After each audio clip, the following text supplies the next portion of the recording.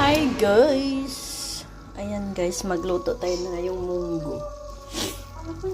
Ikain natin ng gulay guys kasi may sakit tayo. Tapos alam nyo guys, yung limpo ko na tira,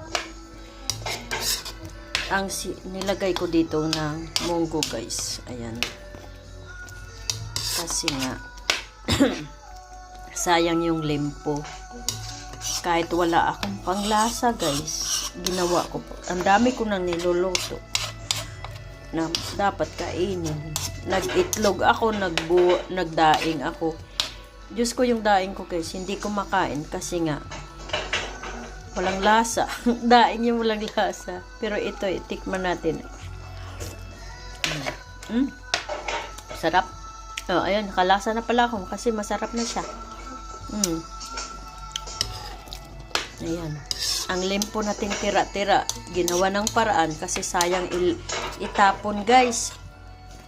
May manok pa nga ako dito natira. Hindi ko alam kung anong gagawin ko. Parang gusto ko pansit. Magpapansit ako kasi sayang. Kahit papano guys, hinayang din ako. Pero sa daming pagkain guys, hindi ko na alam. Okay guys, thank you for watching.